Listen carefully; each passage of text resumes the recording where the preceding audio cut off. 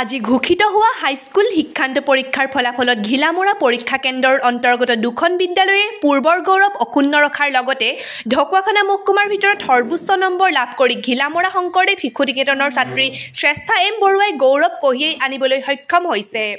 ঘিলামৰা শংকৰদেৱ শিশু নিকেতনৰ ৪৫জন পৰীক্ষাৰ্থীৰ ১২জনে ডিষ্টিংশ্যন, ১৩জনে ষ্টাৰ নম্বৰসহ ১৩জনে প্ৰথম বিভাগ আৰু ৭জনে দ্বিতীয় বিভাগত উত্তীৰ্ণ হয়।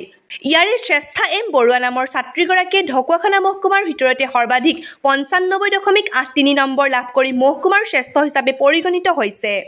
আনহাতে ঘিলামৰা ৰাইংগীয়া গাঁৱৰ নিবাসী মৃদুল বৰুৱা আৰু জ্যোতি দত্তৰ একমাত্ৰ কন্যা শ্ৰেষ্ঠা এম বৰুৱা বাসগৃহত উক্ত দিনা ঘিলামৰা প্ৰেছ ক্লাবৰ সম্পাদক উত্তম কুমাৰ হাজৰিকা আৰু সহকাৰী সম্পাদক দামোদৰ বৰুৱা আৰু ঘিলামৰা শংকৰদেৱ শিশু নিকেতনৰ পৰিচালনা সমিতিৰ সম্পাদক অজিত চেতিয়াৰ উপস্থিতিত প্ৰেছ ক্লাবৰ ফালৰ পৰা ছাত্ৰীগৰাকীক সম্বৰ্ধনা জনোৱা হয়। মোৰ নাম শ্ৰেষ্ঠা এম বৰুৱা।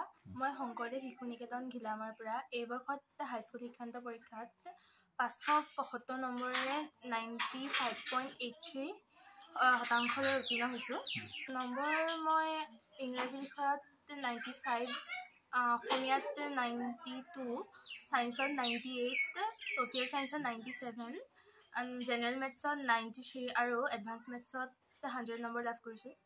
মই বৰ্তমান ডিব্ৰুগড়ৰ চলবুক একাডেমীত এডমিশ্যন ল'ম বুলি ভাবিছোঁ। তাতে বিজ্ঞান শাখাত মই পঢ়িম। কিন্তু পাছ কৰাৰ পিছত মই নীট এক্সাম এপিয়াৰ হ'ম বুলি ভাবিছোঁ। তাতে মই চিকিৎসা বিজ্ঞান বিষয়তে যোৱাৰ মোৰ হেঁপাহ আছে। হয়, মই আমি দেউতাক মাক হিচাপে দুয়োজনে তাইক পৰীক্ষা শেষ হোৱাৰ পিছৰ পৰা আমি ভালেখিনি সাহস দিবলৈ যত্ন কৰিছোঁ। বিশেষকৈ তাই সৰুৰ পৰা সদায় মোৰ লগতে শুইছিলে। এতিয়া আমি এইবাৰ পৰীক্ষা শেষ হোৱাৰ পিছৰ পৰা আমি তাইক বেলেগকৈ শুবলৈ দিছোঁ, কাৰণ অভ্যাস কৰিব লাগিব যে সেইটো আৰু তাই অলপ সাহসী বাৰু দেই, তাই পাৰে যিকোনো কাম অকলে তাই কৰিব পাৰে। বিশেষকৈ ঘৰৰ বজাৰ চজাৰ তাই নিজেই কৰে, সেইখিনিত তাই অসুবিধা নহ'ব বুলি ভাবিছোঁ। বাকী পঢ়াৰ বিষয়টোত মই ভাবোঁ তাই ঘৰতো আমি আজিলৈকে কেতিয়াও তুমি পঢ়া নপঢ়াকৈ বহি আছা নেকি বা কিবা বেলেগ কৰি আছা নেকি, এই কথাটো আমি তাইক আজিলৈকে কোৱা নহ'ল বাৰু। সেই বিশ্বাসখন তাইৰ ওচৰত আমাৰ আছে। তাই ঘৰৰ পৰা ওলাই গ'লেও বোধকৰোঁ তাই পঢ়িব বুলি ভাবোঁ। সেই বিশ্বাসটো তাইৰ ওপৰত ৰাখিছোঁ। আশা কৰোঁ তাইও সেইখিনি বুজিব। সেইকাৰণে বহুত বেছি চিন্তা কৰা নাই। চিন্তাটো লাগিবই বাৰু, আঁতৰত থাকিব যিহেতু। বাকী পাৰিব বুলি ভাবিছোঁ।